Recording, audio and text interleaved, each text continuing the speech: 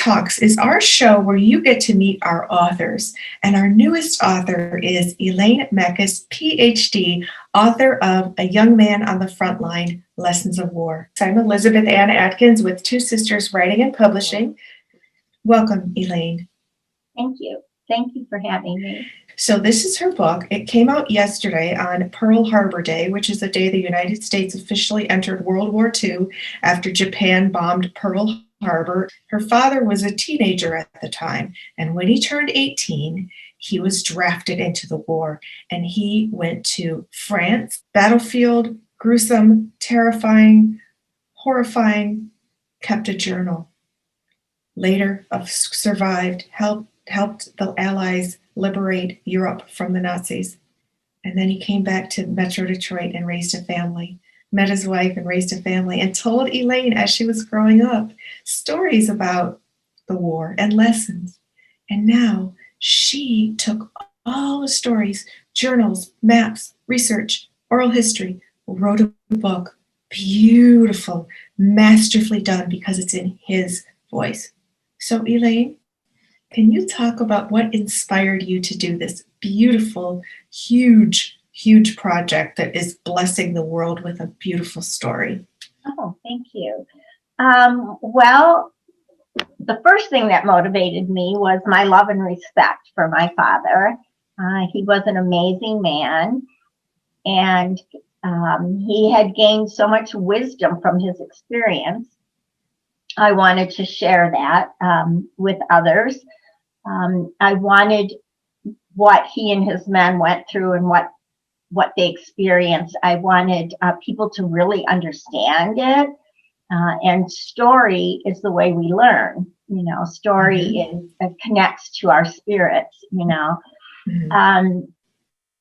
and as I began writing it, I really realized what a gem I had in all of the materials that were left to me, all the primary sources. And then my relationship with my dad, we were quite close. And so he began to tell stories as I got older. And he started with the funny stories, but then as I got older, he would talk to me about some of the harder things that happened. Yeah, that's really important to emphasize that there are humorous moments in this book. Like, for example, one night they were in the war, and one of the soldiers on your father's group that he was overseeing was team. I don't know the word. Well, anyway, your father. There were all these chickens outside the house where they were staying, and all of a sudden nobody heard any more chickens, and they heard gunfire because the one soldier just got so tired of all the noise. It's cruelty to animals, but it's a humorous moment. It's a war story, but it's a lightness and an unexpected twist. I'm not laughing at the death of the chickens. I'm laughing at... I'm sure they ate those chickens. Don't worry. There we go. Perfect. I love it. And how they found eggs, right? They found eggs in a house in France or Germany. And they, like, all the little fun moments that they had intermingled with the horrors that they were experiencing, and liberating the concentration camp at Landsberg, and seeing the emaciated people and the horrors of that, the Holocaust. So can you talk about the process of writing? You are a retired professor, educator, 40 years in a very impressive university career. What was it like to take all that material, maps, journals, stories, research, put it all together? What was that like? Well, the first thing I would say is it was challenging in the sense that I was trying to make a sequence that people could follow, but also at the same time having them really be right there with the men, right there with my father. Yes. That's why I chose to write it in his voice. And since I listened to his voice for many, many years, I knew his voice.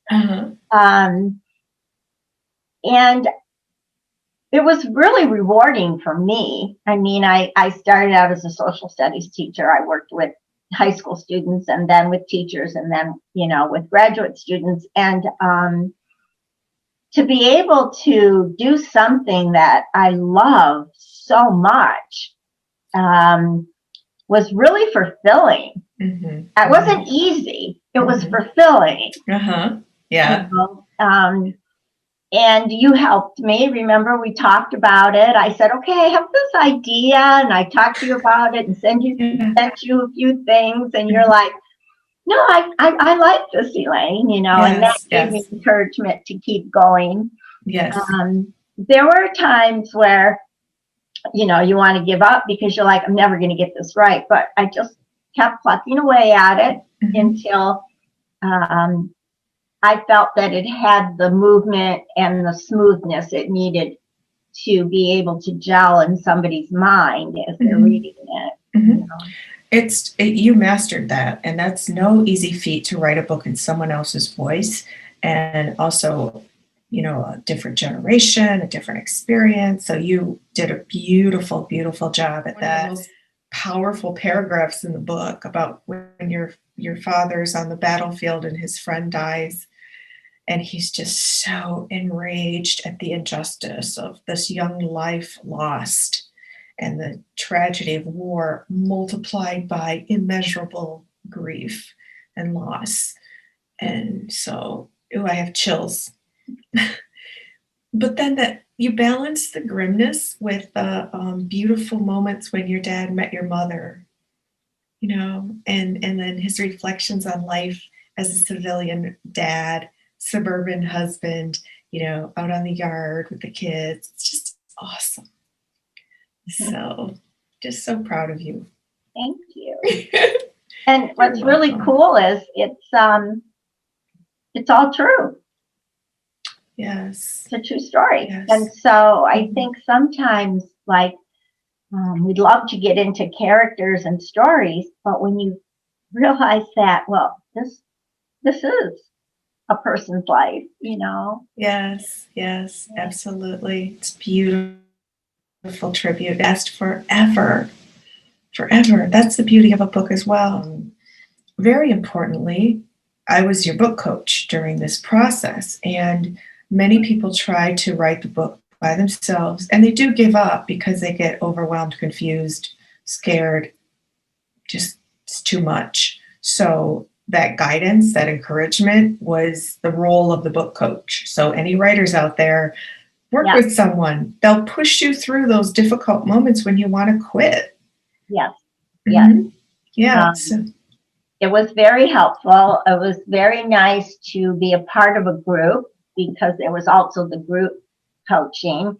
And I think that was, I didn't feel so isolated, listening to other people writing their stories or, the professional pieces. And so that was really nice.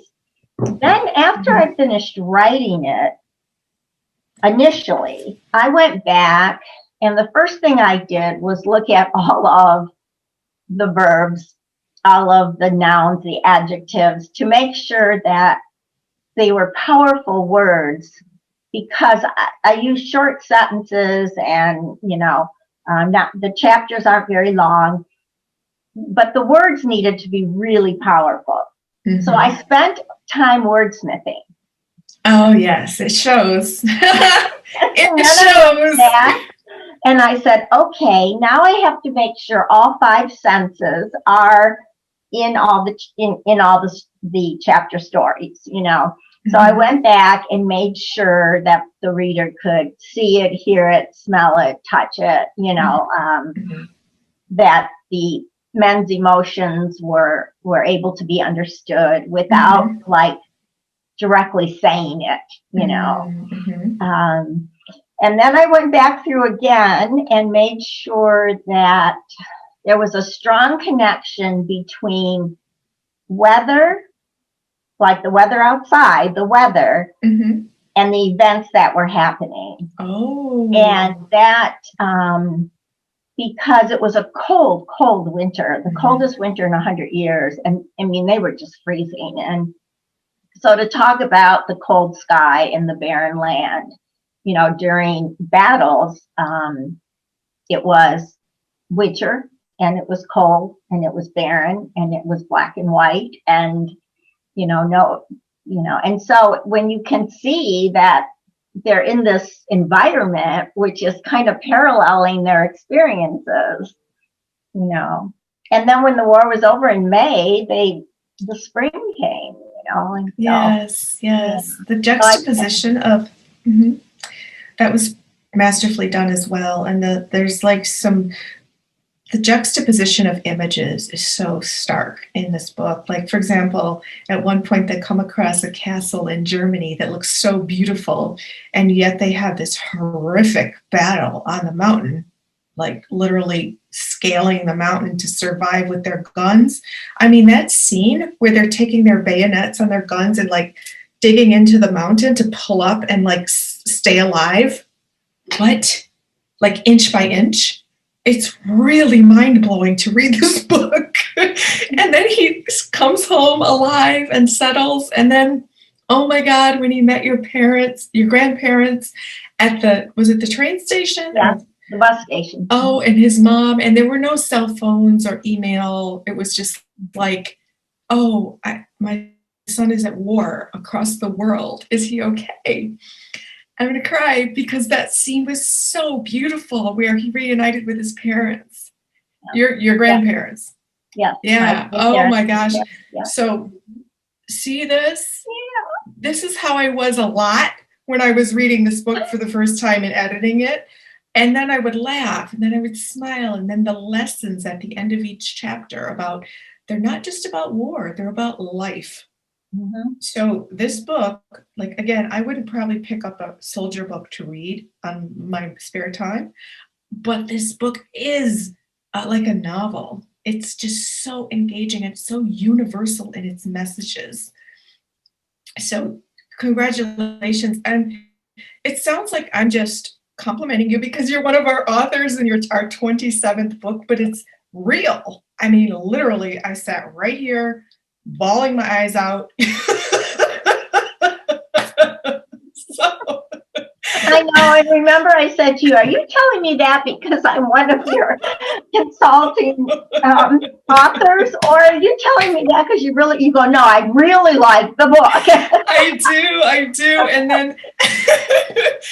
And then everybody has a veteran in their family, at least one. My father served in World War II in the Navy. My Uncle George, his brother, is listed on the wall in Hawaii as missing in action from being a Marine in World War II, the Battle of Tarawa, which was horrible. So we all have family members who are veterans. They all served. And this book is a celebration of soldiers, a celebration of veterans, a celebration of the Allied forces and the global unity. And you wrote a beautiful blog post about that. Can you talk about how this message is so relevant today? Sure. There were a few themes in the book, and one of them was about sacrifice and what we would call unity. Mm-hmm. And I wrote a blog called When We Were Once One, mm-hmm. because they were facing the unknown, and it was very violent. Mm-hmm. But we're facing the unknown. If you look at COVID, we can't see our enemy. We don't know it well enough. Their mindset was, we are all together. The country, the government, the people, the soldiers, everybody, they were one, and they had one mindset, and that was to get through this together, mm-hmm. and to get to victory. Mm-hmm, mm-hmm. And it's so apparent, mm-hmm. In the way that my father took care of his men, and the way that the officers took care of the soldiers, and the way that the government took care of the army. You know what I mean? It was mm-hmm. just, and I think that it hurts me sometimes to see the divisiveness in our country, because we're all Americans, mm-hmm. and we know as Americans, like, we have this belief that we can do anything together. Mm-hmm. And so that togetherness, that unity, that union of beliefs in our values of human rights, I think there's a great lesson in this book on that. The Americans really brought so much dignity and so much restraint and so much helpfulness, even after the war, with the German civilians, help them get back on their feet. It just radiates what we're proud of. And yes, and that was so many years ago, and it's still so relevant. So when I was reading it, and I think other people when reading it will see the parallels and the relevance to today. And that's another, when you call it lessons of war. Now, Elaine, can you talk about how this book is intended for middle school social studies students, high school, but yet adults can also really, really love it and enjoy it and learn? Well, I myself love young adult literature. I read it all the time. It's people learn so much from young adult literature. And one of my goals was to make World War II alive for students, whether that's 8th or 9th grade history students or 11th grade government or whatever. Because they learn in the textbook, they watch some movies. But this is about somebody who's just a little bit older than them, which is what students connect to. Yes. And so this character is a character that they can learn from. And so there's two things going on here. Number one, they're learning about World War II. They're learning about sacrifice of others.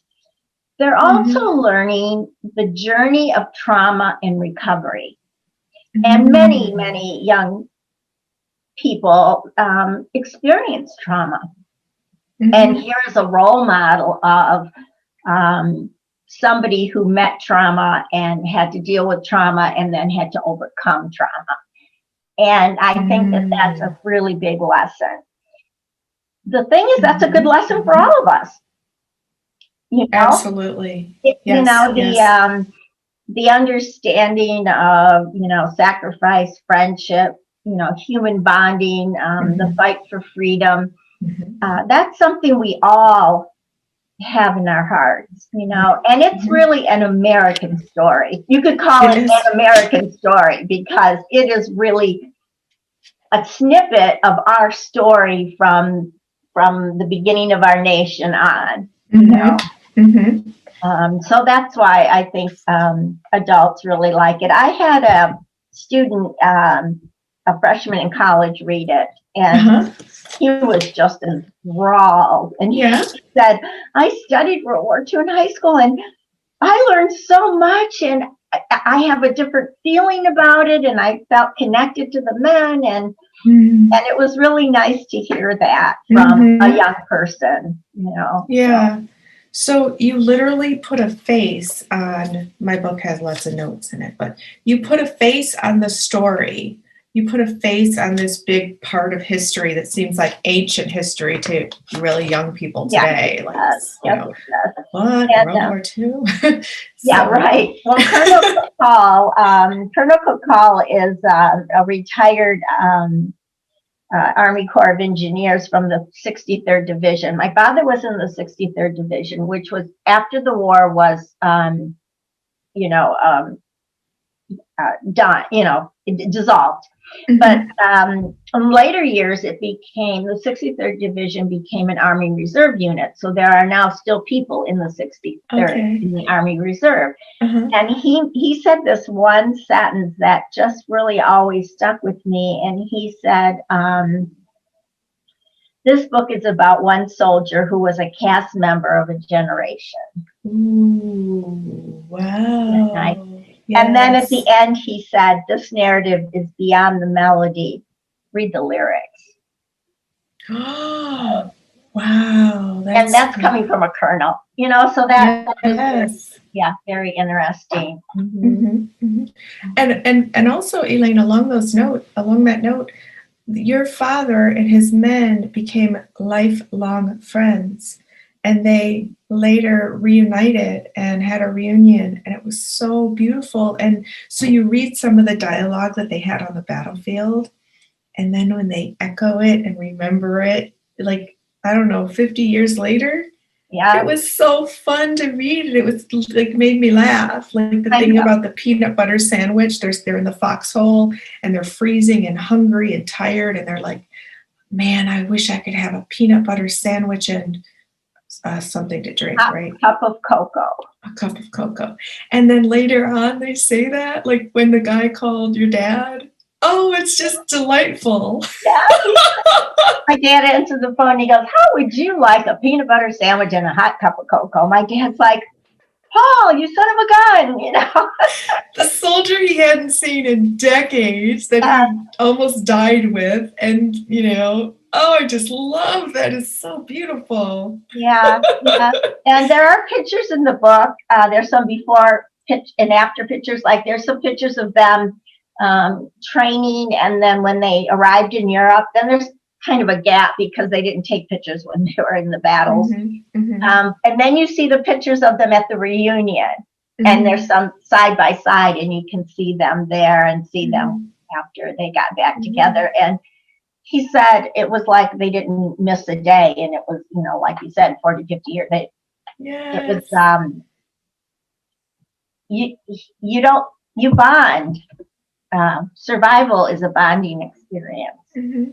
Mm-hmm. Perfect segue, because Elaine, the moments of where your father and German soldiers were in different situations, whether the German soldiers were prisoners of war, they were captured, and this was at the end of the war, so they felt pretty defeated. They knew they were losing, and how your father and his men shared their rations, their food, with the captured soldiers because the men were hungry, and they related to them not as you're the enemy. It was like, you're caught up in this war, your country made you serve, and now you're starving in the winter. Have some food, brother.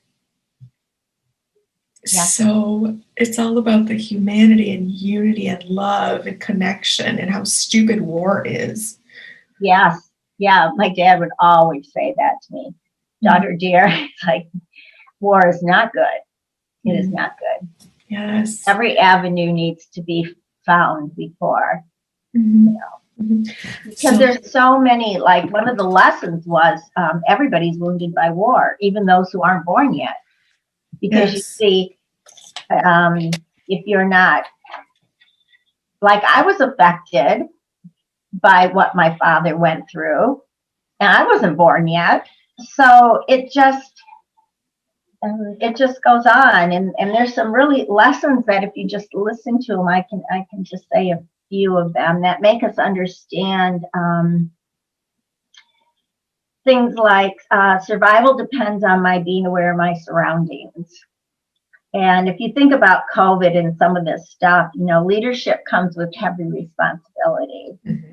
And when I have no control of my circumstances, I must control myself.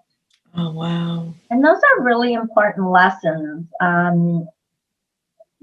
So I think that, there's 14 lessons because there's one for each chapter. And it has something to do with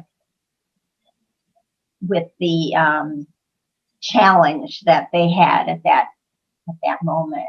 Mm-hmm. Mm-hmm. That's a really great lesson, Elaine. I want to read one paragraph that's just so powerful. After his friend Harry was killed on the battlefield, he was 21. This paragraph. As the fire of hate consumes, well, first he says, wait, he couldn't look at his friend. He said he couldn't look at his friend and say, goodbye, Harry, my friend, my comrade, my brother. And then he's overwhelmed by this emotion. He says, as the fire of hate consumes, my love of humanity turns to ashes, while my heart turns to stone. My body hardens. I am cold on the inside. I want to kill. I want revenge. I begin to crack. The crack starts with my heart pumping through my body along the flowing bloodlines that are supposed to keep me alive. I feel out of control. I cannot stop the breaking of my heart, the breaking of my soul, the breaking of my spirit. Wow. And then there's the lesson a little bit later. It says, lesson of war. God gave me a purpose in life. There is a reason I am still here. Therefore, I keep moving forward with grace from the place I find myself.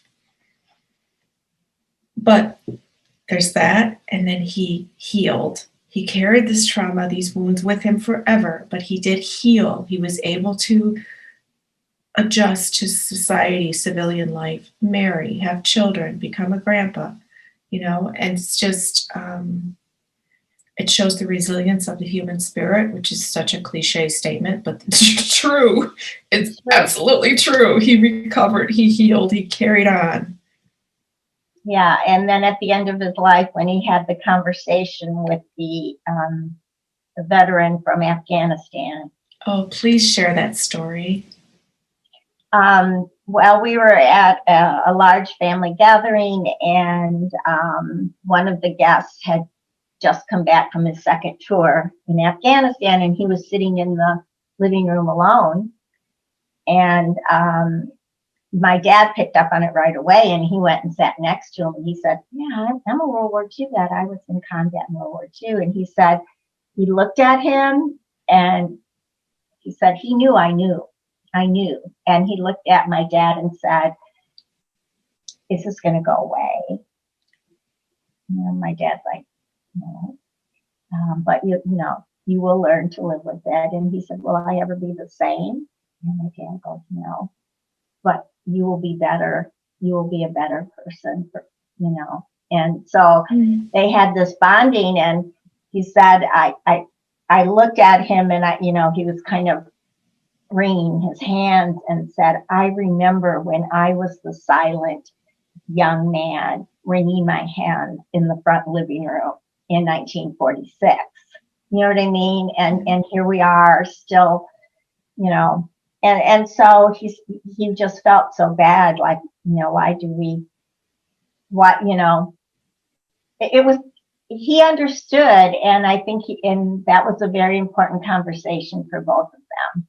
Mm-hmm. It really was. And he said, I looked at him and I saw me all those years ago. Mm-hmm. Mm-hmm. Wow, it's so powerful. Mm-hmm. Elaine, can you talk about the moment you had at the Holocaust Museum in Washington with your father when you went to visit and you heard a young person's sort of flip comment about just get over it, my dad had some pictures that he and his friends took when they opened the concentration camp outside of Lengsburg, Germany, in Bavaria, and it was a satellite of Dachau, because Dachau was outside of Munich, and the horrors that they experienced. So when I found those pictures, I'm like, Dad, nice pictures of. He goes, oh yeah, that was a concentration camp. I go, we need to take these pictures somewhere, So we made copies, and we went to DC. He wanted to see the World War II Memorial. Mm-hmm. And so we did that, and then we had this meeting at the Holocaust Museum with an archivist, and he gave his testimony, and he gave her the pictures, and so when we were walking out, he met a museum volunteer who was a survivor of Auschwitz, and they had an immediate connection. And then I was waiting for him. I saw him talking to this elderly lady. And as we walked out, there was this young teenage girl sitting with her friends, all made up, their hair all nice and, just, doing their teenage thing, and I've been around teenagers a long time because of education. And, and she looked at her friend and she said, I don't know what the big deal is here. I mean, like, I'd care if somebody shaved my head and put me in a camp. Okay, why don't these people get over it? I was horrified. I mean, took everything in me not to like scold her like a school teacher. And, right. my dad heard it too, and we walked, and later I said, can you believe what that young girl said? And he says, oh, honey, she's innocent. She doesn't know. May she never learn. He was more patient with it than I was. Uh-huh. That's why we have to teach. We have to keep the stories alive, and that's what your book does. It helps people remember what happened. Happened. And it's a human story. It's a story of the heart. It's a story of humanity. It's a story that we are human. Our fathers, grandfathers, forefathers, grandmothers, and mothers, they lived inside their heart like we do, and to share a heart story, I think is beneficial to our own lives. Yes, absolutely. Talk about that. Like, it's a beautiful tribute from a daughter to her father, and fathers and daughters everywhere. So can you talk about that feeling that, like, I did this for my dad and now his story is going to live forever? Yes.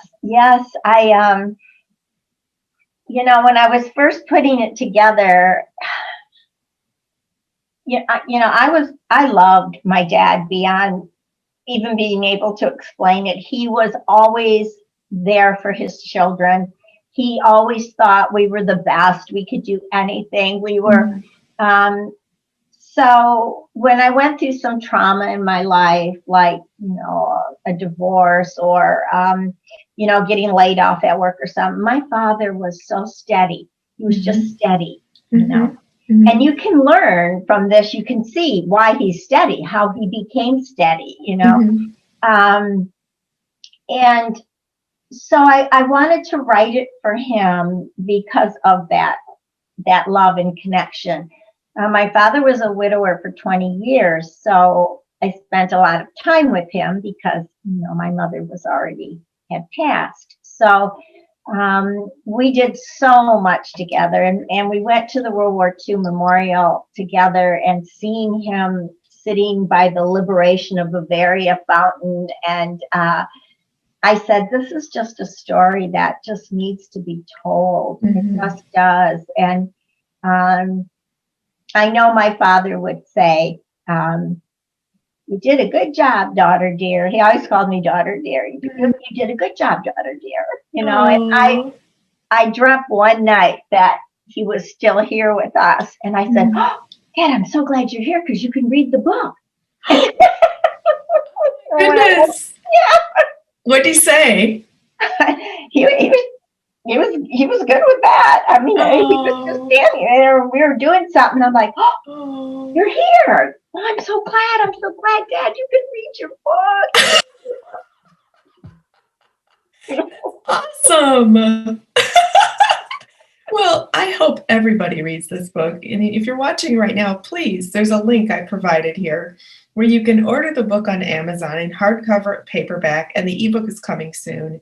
You will really absolutely be so enchanted, delighted, inspired, despite the some kind of heavy content of war. Again, the lessons are very applicable to today's life. So please do read Elaine's amazing masterpiece. It's so good. It's beautifully written. There are photographs from the war, from his, of her Sergeant Makas in his uniform and in different parts of France and Germany. And there's maps. Can you talk about the research and the maps and all the details? There's so many towns that you listed. Yes, well, my father had written the chronology after, he had his little diary that he kept during the war, and then he kind of had his stories with his buddies. But then later on, after he started going back to the reunions, he wrote a chronology of the whole thing. We were here, we left at 1,500 hours, we arrived at 1,700 hours. I mean, it was all, and I had to, like we were talking about before, interweave that with the story. So you knew where they were, and you're moving right along with them. And I lost my train of thought. We were talking Oh, about. you said he was writing on the chronology. Research. Okay, the research. So then I had to research any gaps, and I had the morning reports that he had ordered. I had the 63rd Division newsletter that came like quarterly for years to our house. All of that was primary. But there were things I had never asked him that I needed to know, like, how do mortars work? Oh, okay. Like, what are the objectives that happened on night patrols when he was sent out on night patrols, and he would tell stories about that. You know, what's the definition of an Army objective? So there were things that I had to learn so the reader could also know, you know. So, and he wasn't here to ask, but I had asked him once to put down, I didn't even know how battalions were broke. You know, I didn't know how the division became a company, became a battalion, became a squad, you know. Right. And he had drawn those little squares for me one time, and I still had that all those years later.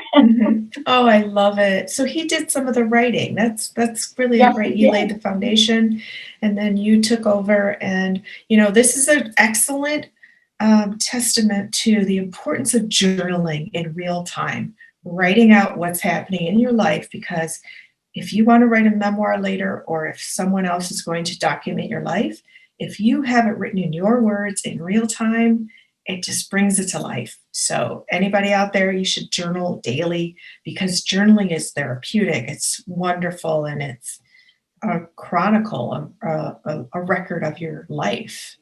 So is there anything else you'd like to share, Elaine? I'm just really excited for, I'm just really excited to hear what people think when they read it. I'm just really excited to get some feedback now that it's been released.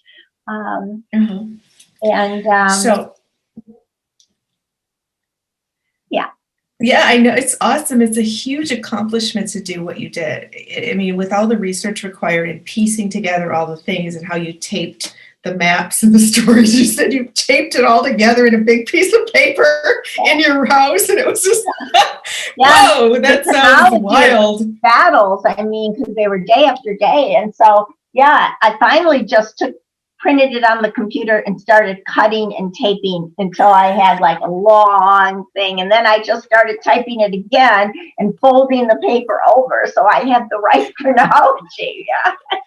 Wow. So, you know, whatever floats your boat. I mean, when I did the, so funny, when I did the research, I still do the little 3x5 cards that my teacher taught me in high school, you know. Like, I love it. I go, oh no, that's how I learned to do research. And then you shuffle the cards. You put them, I love it. You know? That is awesome. That is so great. Yeah, any way that works for you, just use it. Yeah. You know? Yeah, that's awesome. And how long did it take you? I started in writing in about February, and I had the first draft to you by the end of July. That's really fast. Yeah, but we were all in quarantine. Yes, see? I mean, we weren't going anywhere. We weren't doing anything, you know? Wow, that's amazing. See, that's another cue to the viewers right now. Write your book now while we have this bizarre world experience. It's really the perfect time to write your book. Elaine, I just want to absolutely thank you for sharing your story, sharing your father's story, giving us the honor and privilege of publishing this book. Please, if you're watching, please read this book. You are going to love it. You're going to feel so inspired. And you can click the link here on Amazon, hardcover paperback, A Young Man on the Front Line, Lessons of War by Elaine Makas, Ph.D. So, Elaine, I want to thank you for joining me on Book Talks this evening. And if you want to get in touch with Elaine, ask a question, make a comment, tell her what you thought of the book. Of course, you can write a review on Amazon, but also here on Facebook, she has an awesome Facebook page for the book. And the page is A Young Man on the Front Line. Young Man on the Front Line. I don't think is in there. I think it's Young Man on the Front Line. Oh, okay. At Facebook.com. Okay, good. However, Facebook does. Excellent. Yeah, excellent. So you can connect with Elaine there. She'd love to hear your story about your family, your World War II story. You know, a lot of veterans, a lot of people are going on the page and sharing their story about their father, their uncle, their own stories. So please, it's a community experience of healing and celebration.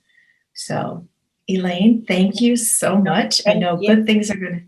And welcome. I do want to say that Two Sisters Publishing is wonderful to work with. Oh, thank you. Thank you so much, so much, so much. It's an honor and a privilege. And thank you for watching Book Talks. I'm Elizabeth Ann Atkins with Two Sisters Writing and Publishing. We have just interviewed Dr. Elaine Makas, author of the new book, A Young Man on the Front Line, Lessons of War. You can check her out on Amazon. So read on, enjoy, and thank you so very much for spending this time with us. Happy reading.